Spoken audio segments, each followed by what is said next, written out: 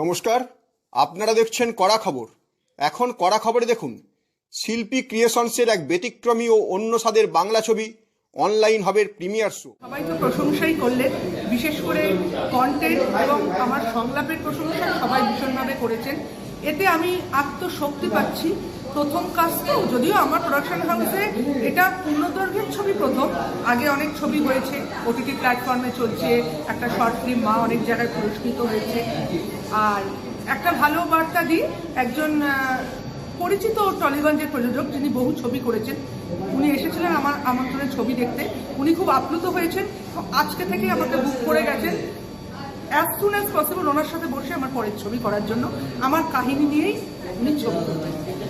আর দ্বিতীয় কথা হচ্ছে যে অনেক কিছু শিখতে হবে, জানতে হবে। প্রশংসা তো খুব ভালোই লাগছে, তবে প্রশংসায় পুরোপুরি ভেসে যাব না। প্রশংসাটা তো আছেই, উপরি পাওনা। কাজের মধ্যে আরও যেগুলো আমাকে ডেভেলপ করতে হবে, শিখতে হবে, সেটা আমি চেষ্টা করছি।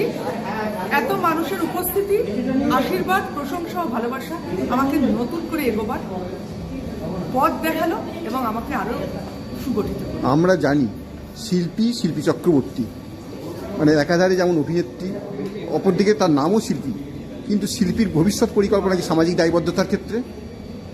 ভবিষ্যৎ পরিকল্পনা যা প্রথমে ছিল এখনো আছে, সামাজিক দায়বদ্ধতা থেকেই আমি সিনেমা করব। আমি যত ছবিই করি, সে শর্ট ফিল্ম হোক, ওটিটি হোক, বিশেষ করে পূর্ণদৈর্ঘ্যের ছবি, তাতে সামাজিক একটা বার্তা থাকবেই থাকবে। কেন? সিনেমা সমাজের দরকার। আর আমার সামাজিক দায়বদ্ধতা একজন শিল্পী হিসাবে এবং একজন মানুষ হিসাবে সমাজের কাছে থেকেই যায়।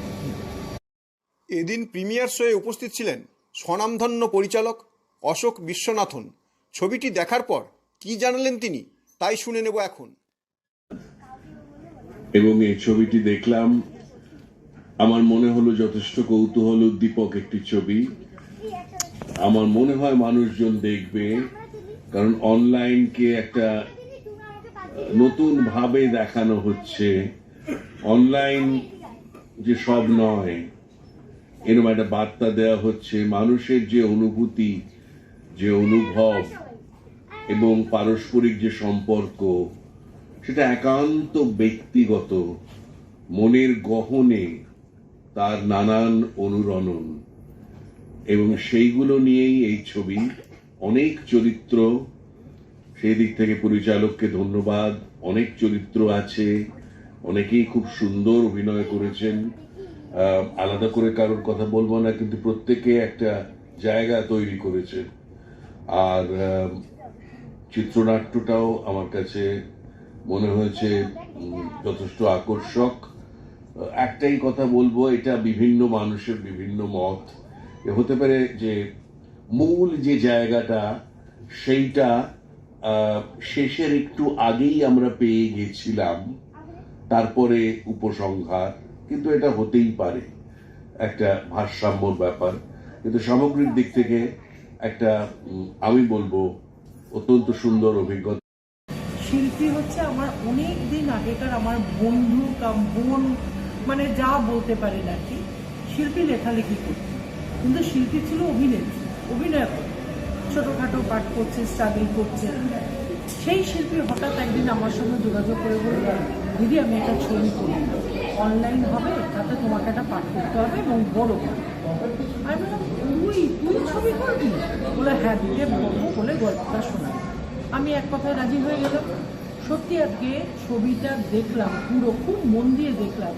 শিল্পী যে চোখা ডায়লগগুলো লিখেছে, যেভাবে যা করেছে, তার জন্য প্রথম ছবি হিসেবে আমি ওকে মানে কি বলবো 100% আমি দেখব।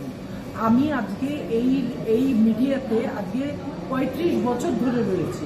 অনেক বড় বড় ডিরেক্টরের সাথে কাজ করেছি, অনেক অভিনেতা অভিনেত্রী তাদের সঙ্গে কাজ করেছি, বড় বড় ঘরে কাজ করেছি। সেই ছবি সুপার ডাব্বা হয়ে চলে গেছে। তো কাজে একটা মেয়ে যে নিজে হাতে লিখে তার ভেতরের ভাবটা প্রকাশ করেছে, এবং এখন সোশ্যাল মিডিয়ার যুগ, এখন এই অনলাইন অফলাইন একটা ছোট্ট বাচ্চারা সব জানে। ছোট্ট বাচ্চারা যা টিভি, যা মোবাইল, যা যেভাবে ওরা চালনা করে, আমরা সেটা পারি না। তো সেই জায়গায় সমাজের কাছে একটা সুন্দর বার্তা দিয়েছে যে আমরা সমস্ত কিছু অনলাইনে পেতে পারি, কিন্তু সম্পর্ককে অনলাইনে জোড়া যায় না। ভীষণ ভালো লেগেছে। আর দেখুন, খুব তো থাকবেই, প্রশংসাও থাকবে, সবটাই থাকবে।